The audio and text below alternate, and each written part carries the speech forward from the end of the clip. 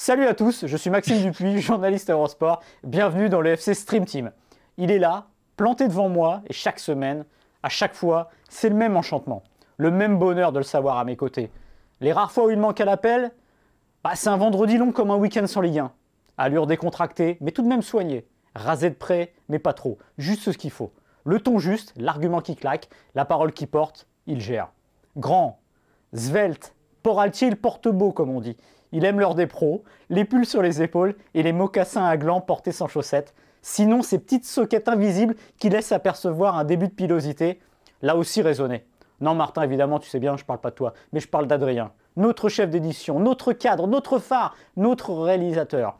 D'aucuns le comparent à Kubrick, mais il est aux émissions d'Eurosport ce que Sergio Leone fut au western spaghetti. C'est notre Coppola d'ici les Moulineaux, notre Max Pécasse de la réalisation. Et là, il est bien ennuyé parce que lui, il n'a pas de micro, il ne peut pas répondre. Donc l'heure des pros, les soquettes invisibles, le poil sur les guibolles, il ne peut rien dire. Martin, comment ça va? Alors au début, j'ai cru que ça m'était adressé et à Svelte, j'ai compris que c'était pas moi. À Svelte et à Mocassin à gland, je me suis dit non là ça me ressemble pas du tout et j'ai très vite compris à qui tu voulais en venir, effectivement à Adrien. C'est vrai que c'est le grand absent de nos émissions alors qu'il est toujours présent et toujours là, quoi. Et alors qu'il est là, moi je le vois, il est en face de moi, bim, il me donne des consignes, bim bam boum, avec ses petits mocassins à gland. Là il y a les chaussettes, c'est bon, ça marche. Et il m'a pas encore parlé de l'heure des pros aujourd'hui, mais ça ne saurait tarder, j'imagine. Ou de son week-end à la boule. Ou de son week-end à la boule avec le petit pull croisé sur les épaules. Exactement. Bon, on a quand même une émission à faire. Hein. Bah oui. On va être sérieux, sinon il va nous engueuler parce qu'il nous a déjà dit, les gars, j'ai un call. Ouais, il faut y aller, donc on va y aller. Martin, on va parler de quoi aujourd'hui? On va parler de beaucoup de choses parce que c'est un week-end évidemment très riche qui nous attend, notamment en Ligue 1. On va vous faire tout simplement nos pronos sur cette 38e journée qui est complètement dingue sur le papier. Et on va aussi se poser la question, et si Lille était champion de France, où c'est qu'on le rangerait dans les surprises, on va dire, des 25 dernières années? Parce que Lille champion de France, ça serait mérité, mais ça serait aussi une surprise. On parlera aussi, Maxime, de la Ligue, la LFP, qui veut lancer sa propre chaîne. Ce serait un petit désaveu quand même, parce que ça voudrait dire que personne ne veut acheter les droits de la Ligue 1, donc on crée notre chaîne nous-mêmes. Est-ce que c'est un coup de génie, un coup de bluff? On en parlera dans la deuxième partie de l'émission, Maxime. Et puis la troisième partie, on va se projeter sur le marché des transferts. Déjà, vous le savez peut-être, Messi ne jouera pas le dernier match de la Liga avec le FC Barcelone. A-t-il finalement terminé sa carrière avec le Barça? Sera-t-il encore barcelonais l'année prochaine ou sera-t-il parisien? On va peser le pour, le contre. On va essayer de déterminer une tendance au sujet qui sera possiblement le sujet de l'été, parce que je serais très étonné qu'au 30 juin, il ait signé son nouveau contrat. Exactement. On démarre avec la Ligue 1, Maxime? On y va. Il y a 80% des matchs de Ligue 1, 8 matchs sur 10 dimanche qui auront un enjeu. La place de barragiste, la place pour les deux Coupes d'Europe, à savoir la C3 et la C4, la place pour la Ligue des Champions sur le podium, est-ce que ce sera Lyon, est-ce que ce sera Monaco? Et évidemment, la place de champion, Lille ou Paris. Donc énormément, beaucoup d'enjeux pour ce dimanche. Sans doute le dimanche où il y a le plus d'enjeux de l'histoire de la Ligue 1. C'est sans doute, quand tout se joue comme ça la dernière journée, c'est très très rare.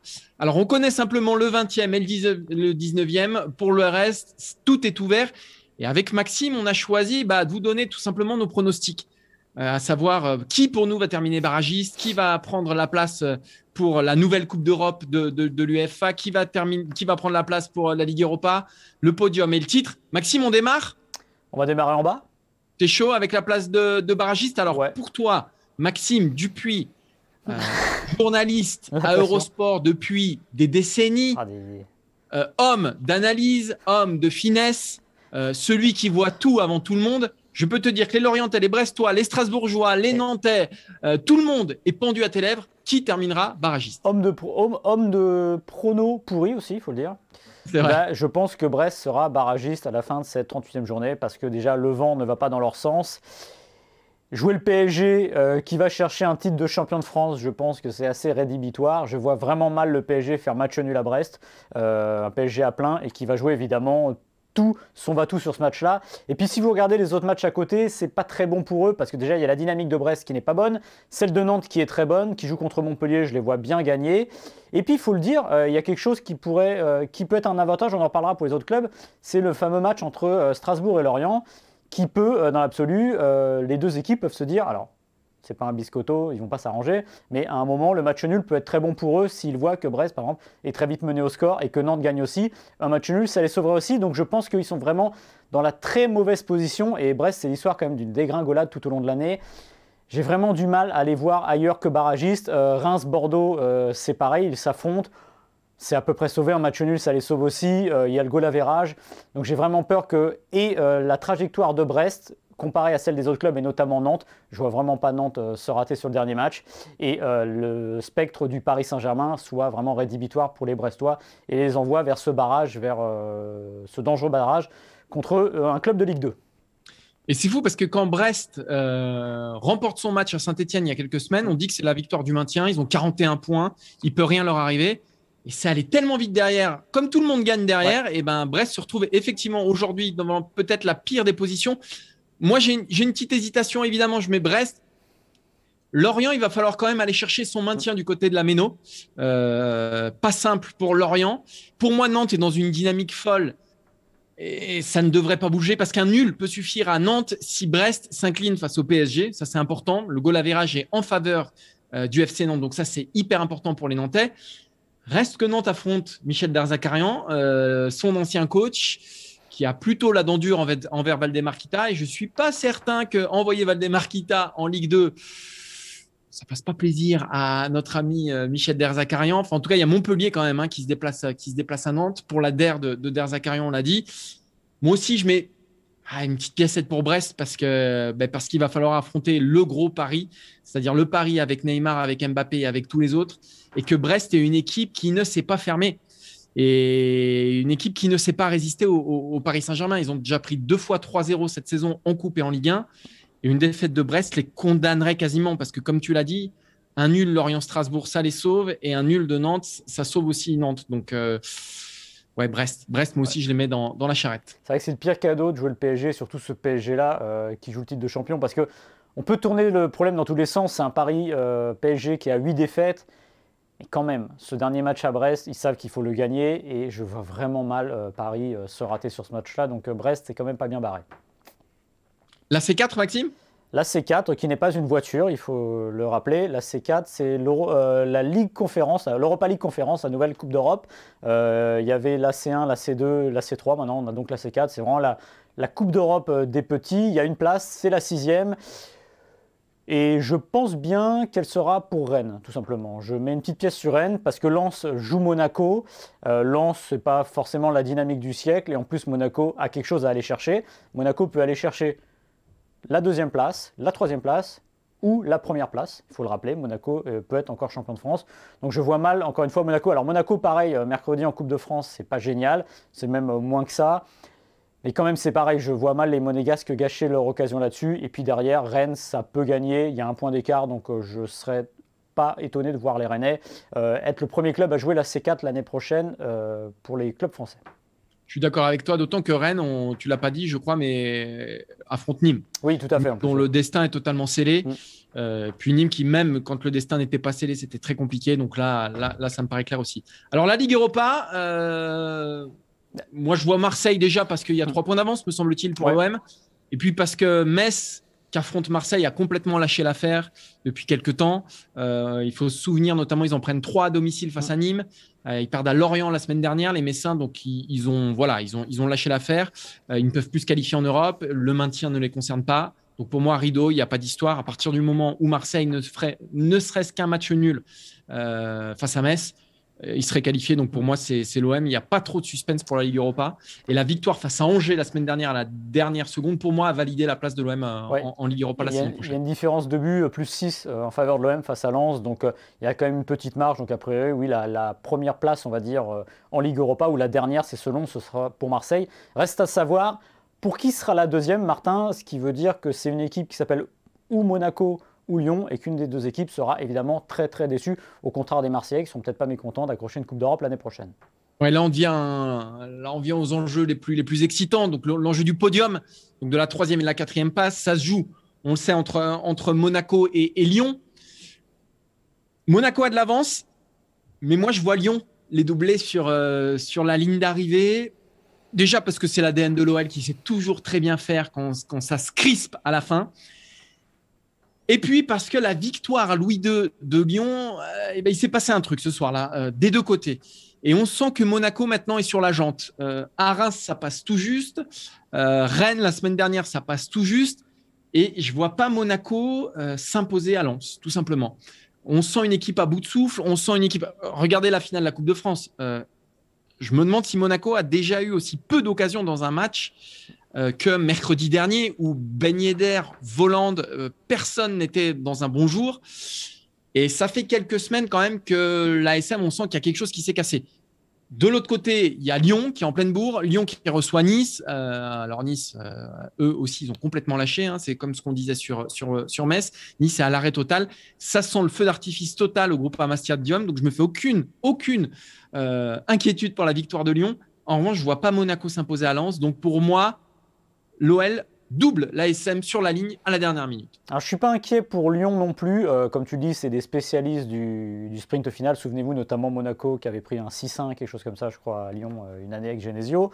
Là, les deux clubs ne sont pas en face. Je pense que Lyon ne se ratera pas contre Nice. Comme tu l'as dit, c'est de la roue libre. Il n'y a plus rien à gagner, il n'y a plus rien à perdre. Donc ça, Lyon, ils prennent les 3 points. Mais je pense que Monaco gagnera contre Lens et que Monaco jouera la Ligue des Champions. Alors, comme tu le dis, il s'est passé quelque chose lors de la victoire à Louis II. La finale de la Coupe de France, c'était quand même une sacrée bouillie de football côté monégasque. Mais c'est aussi là qu'on va voir, qu'on va juger la l'aune de la saison monégasque et notamment le travail de Kovac.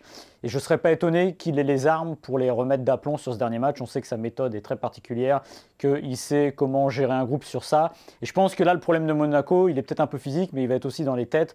Donc je ne serais pas étonné qu'il arrive à les remettre d'aplomb. Comme on a dit aussi, Lens, c'est pas non plus la folie sur la fin de la saison. Donc moi, je mettrais… vrai qu'ils sont dans une spirale pas terrible. Mais je pense que ça sera pas, il n'y aura pas un écart monstrueux sur le Lens Monaco. Mais je pense bien Monaco passer Lyon, enfin pas passer Lyon, mais rester devant Lyon pour un petit point d'ici la fin de la saison et jouer donc la Ligue des Champions l'année prochaine. Reste… Ah oui, là on a bien rigolé Maxime, mais là il reste le gros morceau. Alors, si on nous avait dit qu'à 48 heures de la fin du championnat, on se poserait la question qui sera champion de France? Déjà, ça c'est une dinguerie, c'est une folie. Alors, Maxime. Et surtout que Paris serait dans le siège du passager. Exactement. Alors Maxime, il y a un point d'écart entre Lille et le Paris Saint-Germain. Il reste 90 minutes à jouer. Qui sera champion de France? Bonne question. Le match de Saint-Etienne a instillé un très très gros doute pour les Lillois. Parce que Saint-Etienne, on a senti que ce soir-là, il manquait quelque chose et qu'ils étaient enfin, entre guillemets, j'allais dire enfin, rattrapés par la peur de gagner. J'ai trouvé que pendant tout le sprint final et même avant, Galtier a parfaitement géré tout ça. Il ne s'est jamais caché pour le titre, il n'a jamais fait le discours habituel, vous savez, non, mais nous, on vise la Ligue des Champions, on avance. Non, dès le début, il a dit, bah oui, on est à cette position-là, on y va, on va essayer de l'avoir. On a senti qu'il s'était passé aussi quelque chose sur la victoire face à Lyon. Et puis, on a senti la semaine dernière que Lille commençait petit à petit à être rongée, non pas par le doute, mais la peur de gagner, vous savez, le petit bras, quand on commence à se dire que chaque pas, chaque coup de pied dans le ballon aurait des conséquences énormes sur la fin de saison. Est-ce que Lille sera champion de France? Je pense que Lille sera champion de France, mais je pense aussi qu'ils ne vont pas passer une soirée d'enfer à Angers, parce que déjà, Angers les a battus au match aller, il faut le rappeler, 2-1. Lille n'est pas toujours à l'aise face aux petits du championnat. C'était un peu le paradoxe de cette équipe lilloise cette année, qui se débrouille bien contre les gros, mais qui a plus de mal contre les petits. Donc je ne serais vraiment pas étonné que ça se joue très peu. Récemment, Monaco a gagné de justesse à Angers. Angers, ce n'est pas une équipe facile à manier. Alors vous allez me dire, elle n'a plus rien à gagner, sauf que c'est la fin de Stéphane Moulin à Angers. Stéphane Moulin à Angers, il a marqué le club, que ce n'est pas anodin, et je pense que lui, comme il a dit, il n'a pas envie de jouer les arbitres. Donc il va jouer le coup, sinon à fond, qui va jouer le coup très correctement. Et quelle plus belle sortie que d'accrocher l'équipe qui était en route pour le titre. Mais une chose est sûre, je pense que Lille peut le faire, mais que ça va se jouer à pas grand-chose. Il y a un autre truc qui va aussi dans l'argument et du côté de Lille, c'est que c'est une équipe qui est plutôt à l'aise à l'extérieur. À domicile, parfois, ça patine un peu, mais à l'extérieur, ça marche mieux. C'est d'ailleurs la meilleure équipe du championnat à l'extérieur.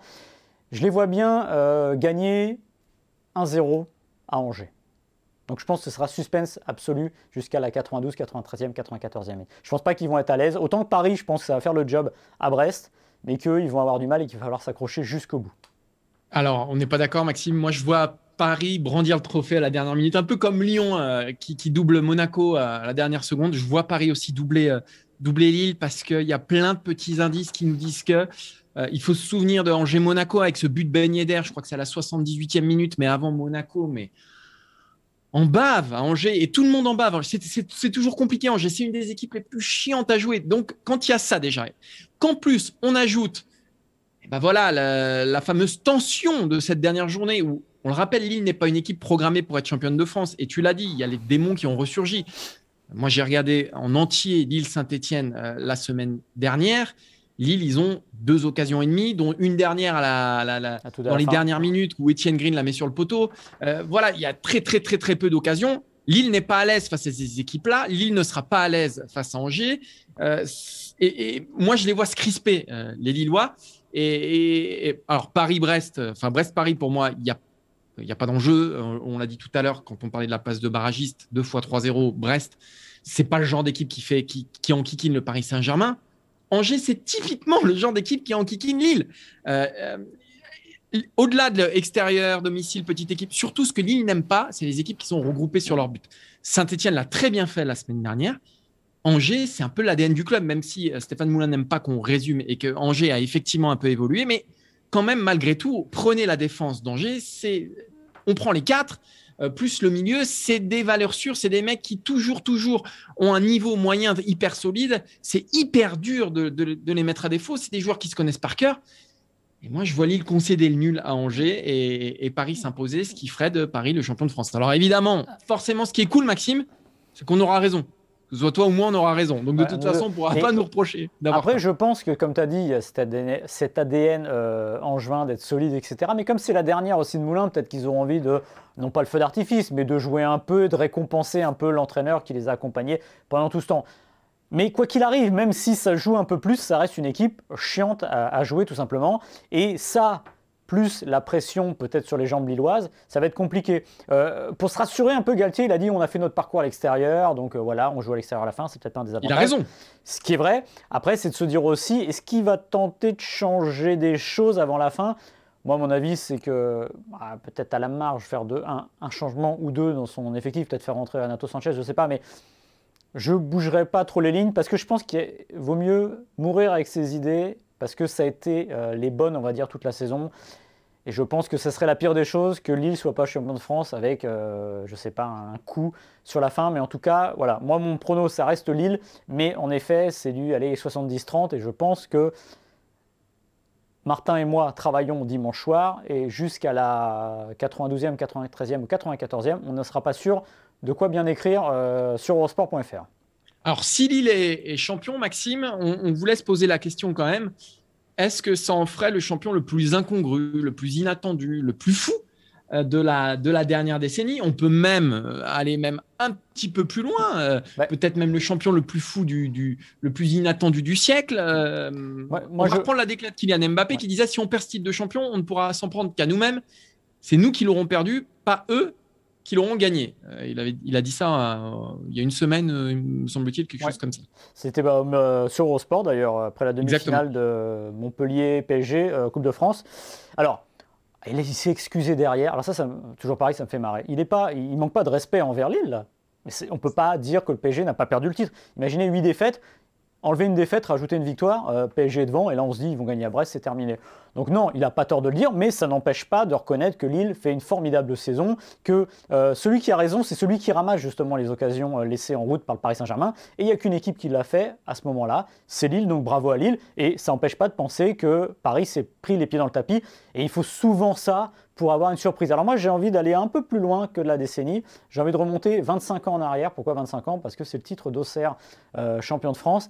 Et je mettrais sur cette 25 dernières années, je mettrais 4 titres qui peuvent paraître entre guillemets inattendus, voire incongrus. Auxerre 96, Lens 98, Montpellier 2012 et peut-être Lille. Monaco 2017. Ouais, alors Monaco 2017, voilà, oui, tu as raison. Alors déjà, je vais évacuer les 2 premiers parce qu'on est dans une période qui est à toi, à moi, à toi, à moi. Marseille est en Ligue 2, Marseille a dominé le début des années 90. Normalement, le PSG est sur un boulevard, puisque Marseille n'est plus là, et le PSG va se prendre les pieds dans le tapis, notamment face à cette équipe d'Auxerre. Et là où c'est différent, c'est que c'est pas le même football, et surtout cette équipe d'Auxerre, on savait qu'elle savait faire, c'était une demi-finaliste de Coupe d'Europe, et donc même si Paris peut s'en prendre qu'à lui-même sur la fin de saison, avec notamment un enchaînement au Parc des Princes, défaite contre Lille d'ailleurs, et match nul contre Martigues, c'était une surprise que ce soit Auxerre, mais c'était pas complètement incongru, surtout quand on voit les noms avec le recul. Plus incongru, c'est Lens, mais Lens profite en 98 d'une L1 entre guillemets au rabais parce que il y a personne dans cette Ligue 1 et très tard dans la saison, plusieurs clubs peuvent gagner. Ce sera Lens ou Metz. Déjà, l'un des deux aurait été une surprise. Et pour vous donner une idée du marasme du football français qui allait être champion du monde, Metz, au mois d'août, joue les barrages de Ligue des Champions et se fait sortir par Helsinki, donc ça disait un peu aussi le niveau du championnat de France. Donc Lens avait eu raison d'être là, mais c'était pas complètement incongru au regard de ce qu'il y avait en face. Reste évidemment, Martin, la dernière décennie, où là on rentre dans la vraie décennie PSG-QSI, et là on a donc Montpellier, Monaco, et on va imaginer que Lille est champion. Où c'est que tu mettrais Lille dans ce trio? Pour moi, Lille serait le champion le plus incongru, le plus inattendu du siècle au moins, parce que pour moi, c'est encore plus inattendu que Montpellier, encore plus inattendu que Monaco. En 2018, Lille, ils sont 17e quand même, quand Galtier les prend. Donc voilà, ça c'est une première chose. Alors oui, ils ont fait une campagne de Ligue des Champions, mais on voit comment ça s'est passé. Cette année, ils font la Ligue Europa, bon, mais c'est pas une équipe déjà armée pour le titre. Ça c'est une première chose. Qui a battu le PSG en Ligue 1 à fin de saison? Donc on l'a dit, Monaco. Mais Monaco, c'était une des plus belles générations spontanées de l'histoire. Enfin, je veux dire, Mbappé, Fabinho, Bernardo Silva, même Benjamin Mendy. On peut voir où ils sont aujourd'hui. Dire tous ces mecs-là au même endroit en même temps, avec Mbappé en tête de proue qui éclot cette saison-là. Voilà, ça explique pourquoi aussi le Paris Saint-Germain, qui cette année-là termine quand même avec 87 points. Cette année, Lille, au mieux, ils sont champions avec 83 points. Donc voilà, Paris avait fait. Donc pour moi, ce Monaco-là, c'était un peu moins étonnant que le Lille d'aujourd'hui. Quant à Montpellier, donc c'était en 2012. Mais les deux stars de Paris à l'époque, c'était Gamero et Pastore. C'était pas Neymar et Mbappé. L'attaque, en devant, il y avait qui? Il y avait Louis Ndoula. Alors oui, il y avait un peu Jérémy Ménez, mais c'était un Paris incomparable avec le Paris d'aujourd'hui. Aujourd'hui, c'est un Paris qui fait partie des meilleures équipes d'Europe, de toute façon, qui finalise avec des champions l'an dernier, demi-finaliste cette année, qui sort le Bayern, etc. Battre ce Paris-là en 2021 n'a rien à voir avec le battre en 2012. On était au balbutiement de l'ère qatari. Il y avait eu un gros investissement, c'était Pastore. Quand on voit ce que ça a donné Pastore, voilà, il n'y avait pas Navas dans les buts. Et devant, il n'y avait pas Icardi, Di Maria et compagnie. Donc pour moi, l'exploit est beaucoup plus grand aujourd'hui de Lille, beaucoup plus inattendu donc que celui de Montpellier ou celui de Monaco. Lille, c'est un gros collectif. Est-ce qu'on a un joueur qui va faire la carrière d'un Mbappé, par exemple, ou d'un Bernardo Silva? Voilà, ça me paraît très étonnant. Le meilleur joueur de cette équipe-là, c'est un attaquant de 35 ans qui, l'an passé, joue au Beşiktaş. Et si on nous avait dit que c'était le meilleur attaquant, le meilleur joueur de la saison de Ligue 1, personne ne l'aurait cru. Les seuls arguments de Lille, c'était Campos qui avait déjà prouvé avec Monaco et Galtier qui reste quand même un entraîneur top de Ligue 1. Mais pour moi, c'était complètement inimaginable, impensable de voir Lille champion de France cette année. Alors oui, c'était inimaginable, je suis d'accord avec toi.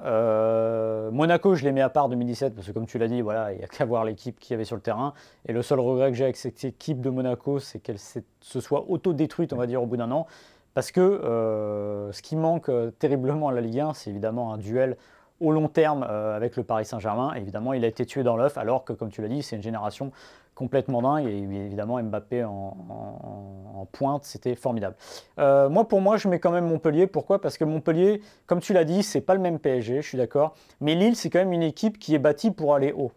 C'est une équipe qui n'est pas faite pour gagner le championnat à la base, mais qui est faite pour aller chatouiller les places européennes, voire la Ligue des Champions quand ça rigole. Donc déjà, c'est une différence avec Montpellier qui n'est tout sauf une équipe qui doit normalement être aussi haut et même être champion de France. Montpellier, le dernier titre, c'est 1990. Avant ça, c'est une Coupe de France. C'est un club familial, c'est Loulou Nicolin, c'est Michel Mézy, c'est Robert Nouzaret, c'est tout ça. C'est un club de l'ancien temps presque. C'est une espèce de Auxerre un peu j'allais dire, durable sur la durée, même si Auxerre est resté longtemps en Ligue 1 et a fait beaucoup plus que Montpellier. Mais il y a ça. Et finalement, quand on se retourne sur l'effectif de Montpellier, tu as raison de dire que le PSG n'était pas au niveau du PSG d'aujourd'hui.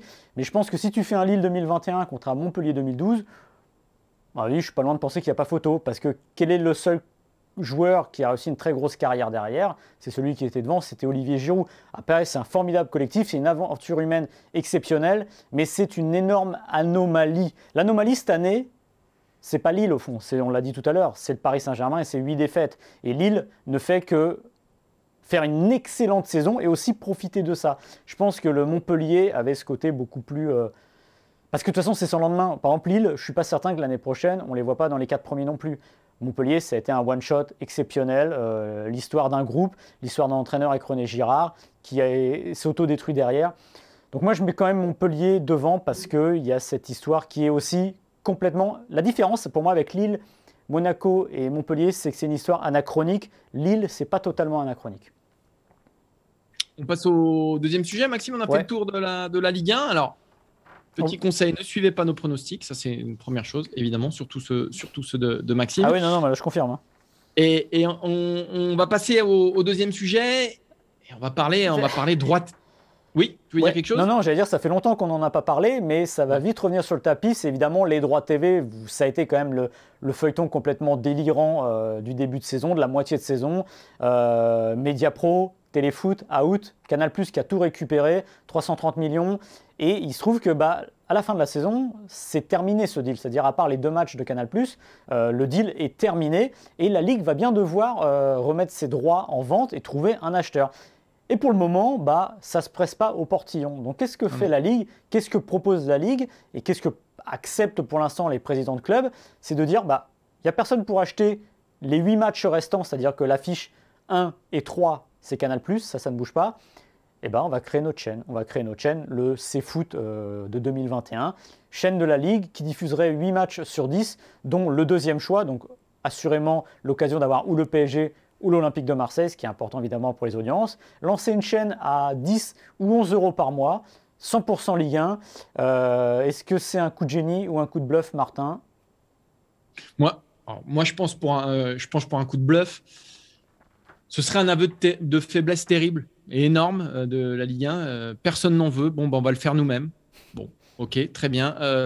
Moi, j'y crois pas. Pour moi, c'est un moyen d'agiter un moyen de faire pression, en fait, sur les autres diffuseurs, de leur dire, écoutez, si vous venez pas, c'est pas grave, on n'a pas besoin de vous, on a une solution de secours. C'est une façon de faire un peu monter les enchères sans le dire. Pour moi, c'est la bouée de sauvetage du foot français, quoi. C'est-à-dire, ils disent, bon, ok, personne ne veut de nous, on le fait nous-mêmes. Mais ça me paraît tellement incroyable que la LFP lance sa propre chaîne. Ça voudrait dire, si nos calculs, on va dire qu'ils font Canal+, tu l'as dit, c'est 380 millions d'euros. Alors, 330, ils iraient à 380 millions. Voilà, 380 millions d'euros.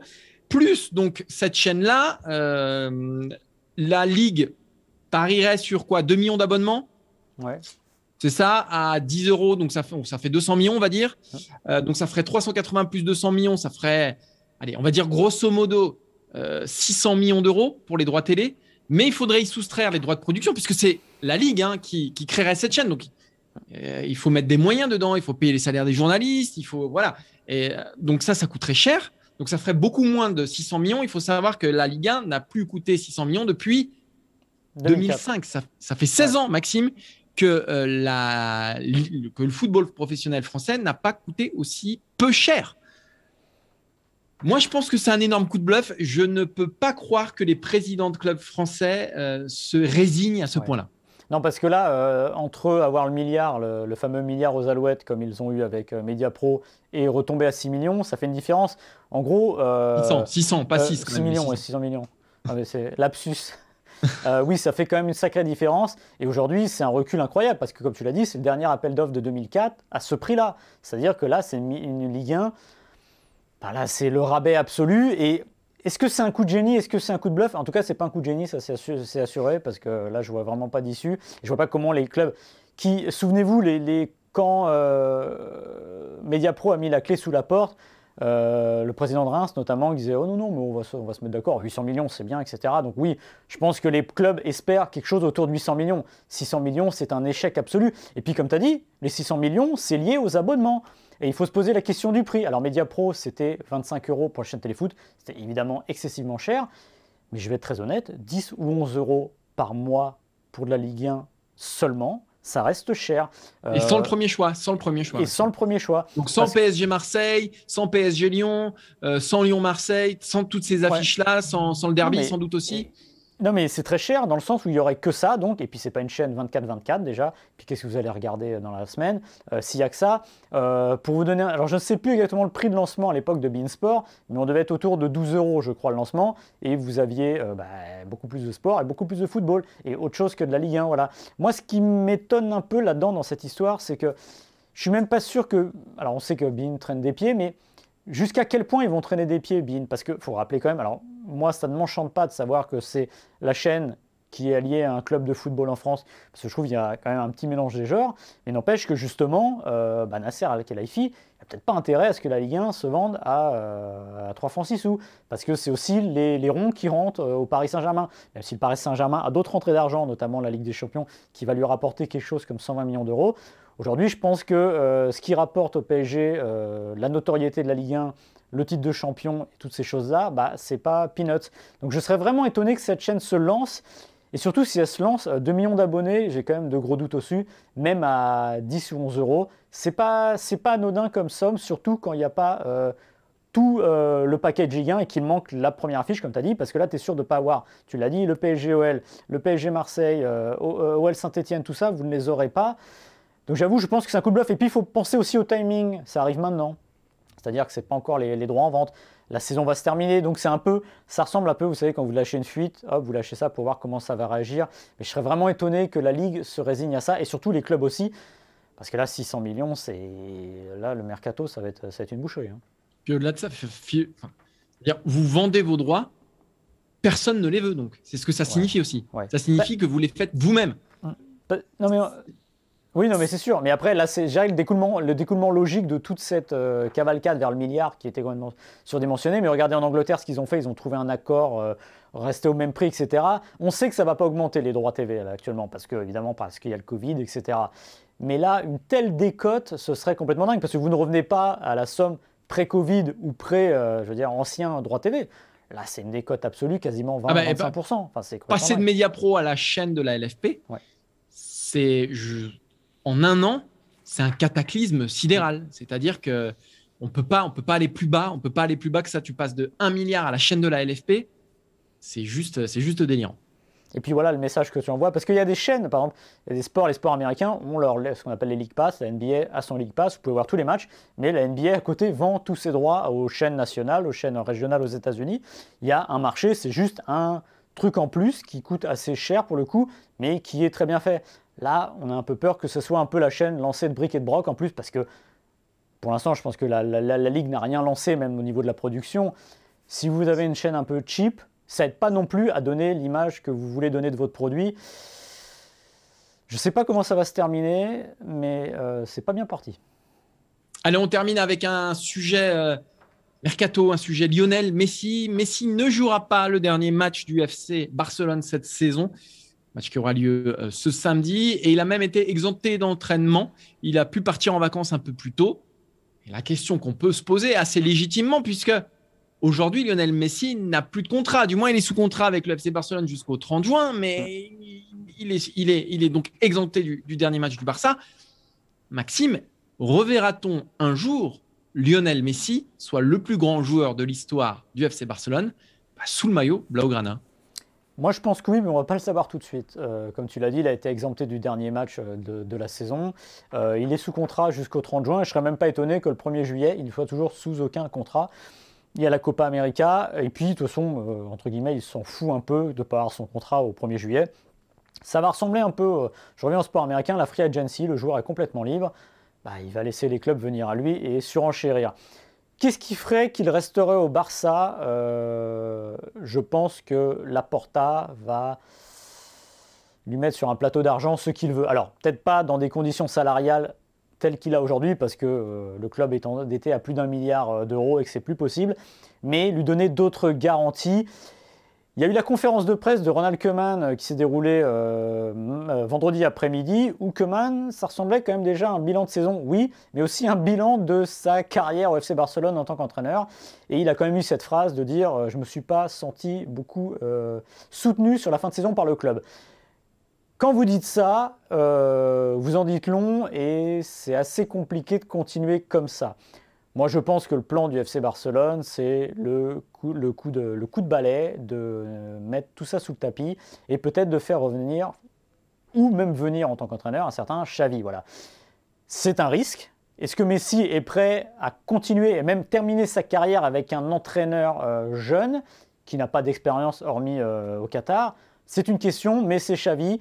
Et c'est peut-être la trace que Messi laisserait dans ce club en repartant sur une dernière conquête, peut-être avec une équipe rajeunie, peut-être un nouveau Guardiola, on ne sait pas. Alors, qu'est-ce que sera Xavi entraîneur? On n'en sait rien. Tout le monde voyait Pirlo, le plus grand entraîneur à venir des 10 prochaines années.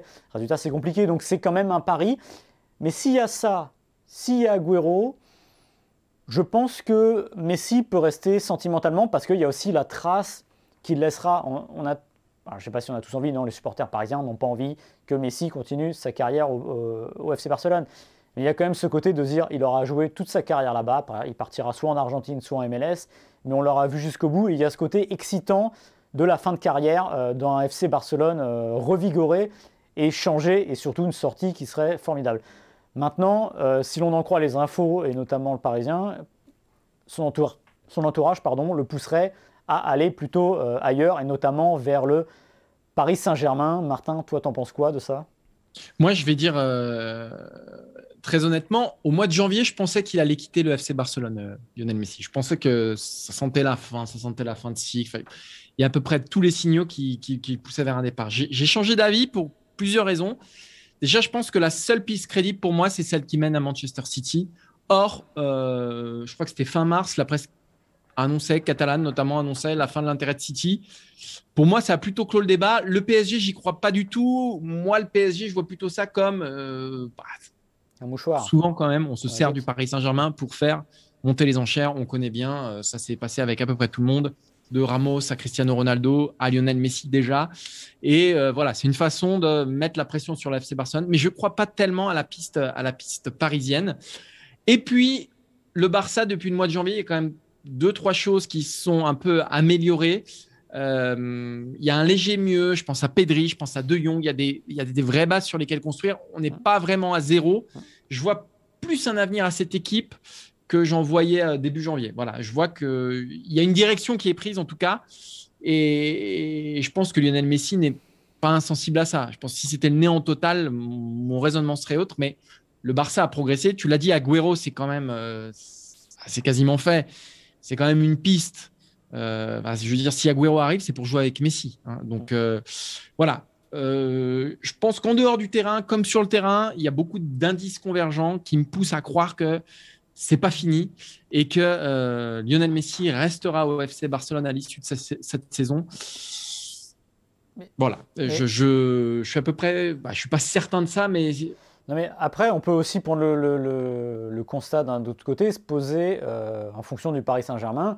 Est-ce que le PSG peut accueillir Messi? Parce que là, on est en train de dire ça, mais alors évidemment, ce serait un Messi libre. Il y aura une énorme prime à la signature, un salaire XXL. C'est ça, les salaires. Le salaire de Messi, c'est quasiment le triple de Neymar. Alors, évidemment, la condition actuelle ferait que Messi ne viendrait pas pour le même salaire qu'au FC Barcelone. Mais je serais étonné que Messi gagne moins 50 millions en venant à Paris, par exemple. 50 millions, c'est pas rien.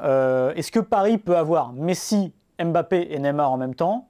Je ne pense pas, parce que, alors évidemment, il y a le fair play financier qui a été assoupli, mais à un moment, le fair play financier, il reviendra d'une manière ou d'une autre.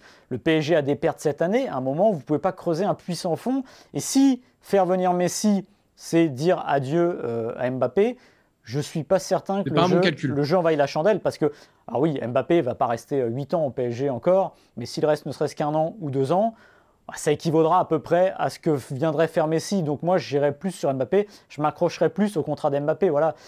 Après oui, évidemment, si vous avez avoir Messi, Neymar, Mbappé sur le terrain, j'aimerais bien voir ça. Mais j'y crois pas. Ça me paraît pas réaliste, ou sinon c'est un peu, au niveau des finances, assez suicidaire sur le long terme.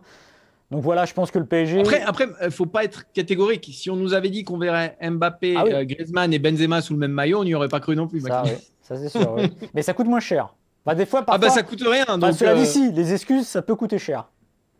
C'est beau, Maxime. Mais en tout cas, au niveau financier, ça coûte moins cher. Mais comme tu as raison, il ne faut jamais dire jamais. Mais c'est vrai que je serais quand même étonné d'un point de vue financier, tout simplement, parce qu'on le répète, le fair play financier est assoupli à cause du Covid. Ils ont fait, on va dire, un gros package pour ne pas s'arrêter là et dire vos pertes sur l'année, parce que tout le monde va avoir des pertes, surtout dans ces grands clubs-là.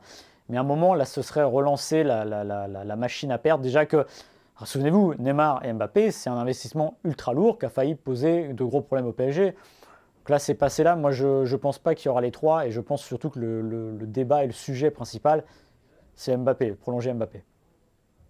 On a fait le tour, Maxime, je crois. Je crois qu'on a fait le tour.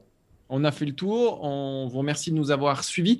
On rappelle quand même qu'on peut nous suivre en intégralité sur Facebook, en podcast, sur toutes les bonnes et les mauvaises plateformes de podcast, et qu'on retrouve les meilleurs moments de l'émission montés, découpés, ciselés, j'avais envie de dire, par Adrien Yo. Voilà, on remercie Adrien évidemment pour la réalisation de ce nouvel épisode. On remercie Quentin Guichard pour les visuels. On remercie Maxime Dupuis pour tout le reste. Et Martin Mosnier. Et qu'est-ce qu'on dit? On dit à la semaine prochaine? On dit à la semaine prochaine. Ouais. Ciao, ciao. Salut.